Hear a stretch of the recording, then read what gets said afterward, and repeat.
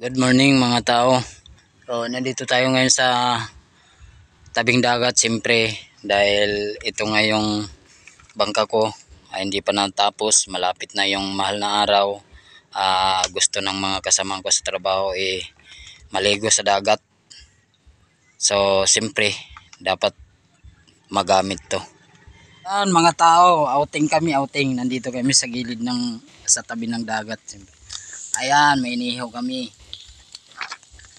Tapos diretso gawa ng bangka, fiberglass, may kanin kami, yan, mga gasolina. Patakbuhin namin mamaya yung makina, mamaya kunti Glenn, patakbuhin natin, ay paanda rin. Ayun, dumating na yung kawayan na in order ko, nakaraan araw lang kasi sabi ko sa linggo dapat dumating. So ito, ngayon araw ng linggo dumating. So hindi kaya yung isang kawayan na hahatiin kasi gusto ko sana maging dalawa na yung katig nito. Bali apat lahat kasi medyo humaba.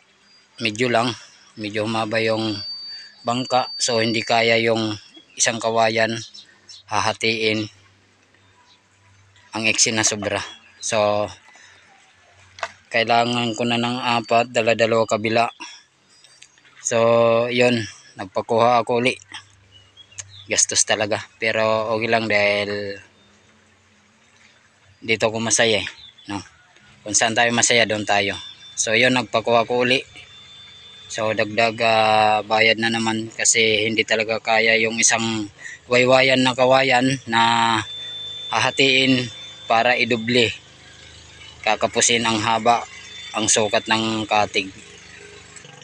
Ayan siya, pag hinati wala na sa design yung katig natin. So kaya isa lang talaga, isang waywayan, isang putol lang talaga. Pero dahil kailangan gusto ko ng apat, dala-dalawa kabila, kaya yun, nagpakuha ko uli.